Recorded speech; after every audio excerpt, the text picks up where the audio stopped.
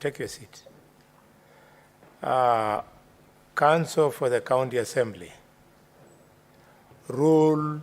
Procedure rule number 20.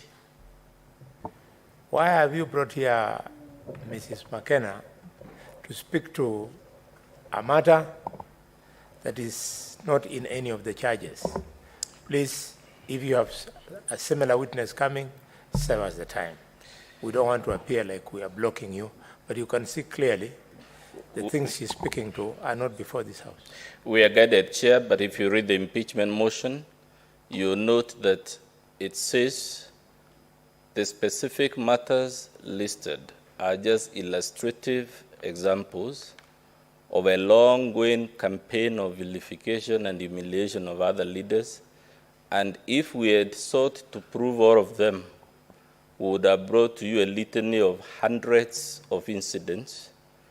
Our thinking, which we may be right or wrong, was that having clustered the allegations, we only needed to illustrate to you by the examples stated in the motion. But the governor had noticed from the motion itself that the specific incidents given are expressly indicated as illustrative examples of a long-ranging campaign against other leaders. But I can confirm, Chair, the other witnesses won't even delve in that direction. Yes, that is a good assurance. Poor us.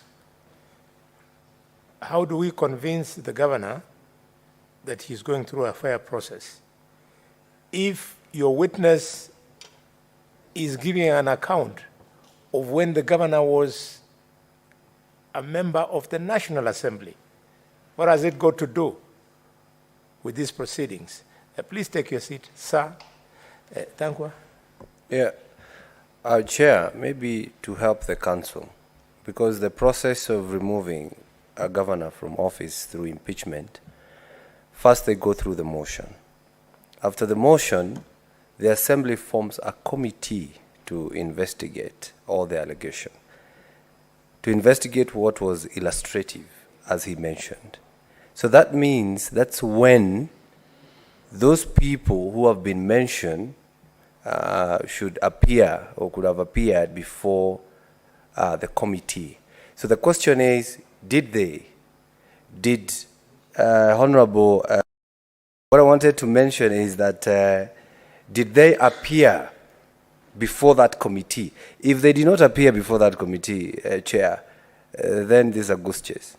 Yeah, he did not. He has even said it from the witness stand. We were just being patient. We don't want to look unfair. So, Madam McKenna, thank you so much for making time to make the presentation you just did.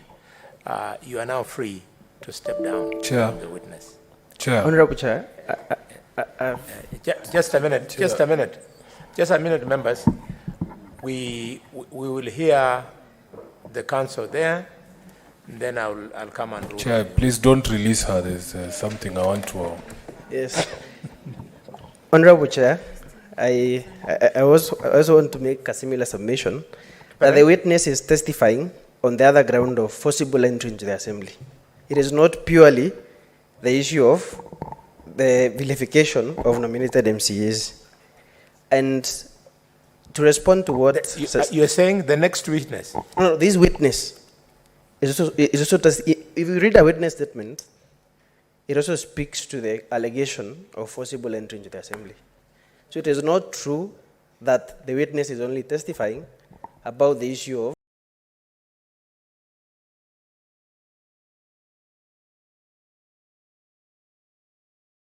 vilification of nominated MCAs. Okay, that is one. Point is made. I have a second yes. issue that I want to raise, Honorable Chair. In response to what Senator Karungo Dango has said, you will note from Standing Order number 65 of the County Assembly of Meru Standing Orders, there is no committee that is formed to investigate or to consider the impeachment motion. So there was no committee before which all these witnesses could appear before to investigate the impeachment motion. That is not the procedure. The procedure is that once the motion is tabled, it undergoes public participation, and finally, the House in plenary considers the impeachment motion. There is no committee at any stage whatsoever. Thank you. So going forward, let me help you. When the County Assembly of Meru is sitting in plenary, it's a committee. It's called the Committee of the Whole. So that is the committee to which this witness would have appeared. To be fair to both of you, she did not appear before the Committee of the Whole. Yeah. Yes, Edwin? Chair, with due respect, you know, she is a member of that committee that you're talking about. It would be tough for her to appear before herself. But the guidance I wanted to give the committee, we are already at an advanced stage with her. The cross-examination was just about to end. I don't think that, yes, just a minute, Chair. We as a committee will determine the value of the testimony that he has given. But at the stage at which we have reached, I think it's only fair that if he has concluded, you allow counsel to re-examine. Then, Chair, we have a few questions we will pose to her. One each, not too long. Counsel, are you concluding? I have two more questions, Honorable Chair. One is that... you have 2 minutes. Thank you, Chair. Were you present when the governor sought to address the County Assembly on the 18th of October? Were you present at the chambers? On the 18th of October? On the 19th, sorry. 19th of October. I was present at the assembly, yes. You were? Yes. So you were part of the team that walked out on the governor, protesting? Yes, I walked out. You walked out? Yes. So you were protesting against the governor. Have you brought any evidence as to why the MCAs were protesting against the governor? Come again with that question.